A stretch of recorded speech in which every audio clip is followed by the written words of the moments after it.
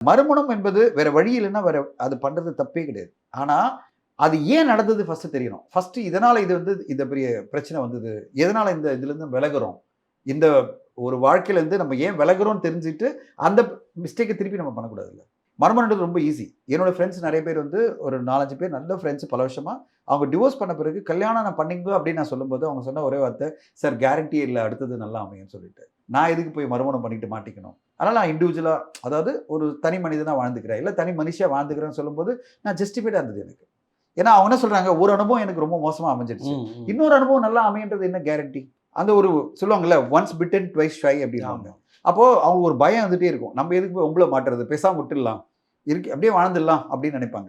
So அவங்க தனி மனிதனா இல்ல தனி மனுஷியா வாழ்ந்துடுறாங்க. நெறைய பேர் நீங்க பார்த்துருப்பீங்க. இண்டஸ்ட்ரியில இருக்காங்க நெறைய பேர். ஆமாமா. அப்படியே வாழ்க்கை வாழ்ந்துருவாங்க. ம். இப்ப நீங்க பார்த்தீங்கன்னா, ஏன் அவங்க இன்னொரு மறுமணம் பண்ணிக்கலன்னு எடுத்து பாருங்களேன். பல பேர் வந்து டிவோர்ஸ் ஆயிட்டு கல்யாணமே பண்ணிக்காம இருக்காங்களே சினிமா இண்டஸ்ட்ரியில. ஆமா. பல பேர் லிஸ்ட் எடுத்தீங்கன்னா பல பேர் இருக்கும். ஏன் கல்யாணம் பண்ணிக்கல?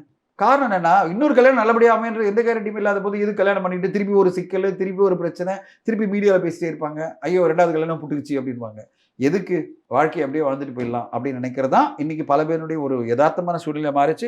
இன்னைக்கு live in is allowed by the court. அதாவது லிவ் இன் கப்புலா நீங்க வாழலாம். உங்களுக்கு பிடிச்ச ஒரு சக மனுஷியோட நீங்க வாழறதுக்கு கோர்ட் எல்லா அனுமதியும் குடுக்குது. நீங்க கல்யாணம் ஆவல அப்படின்னா, அதாவது டிவோர்ஸ் ஆயிட்டீங்களோ, இல்ல கல்யாணம் ஆவலன்னா, நீங்க லிவ் இன் கப்புலா வாழலாம்.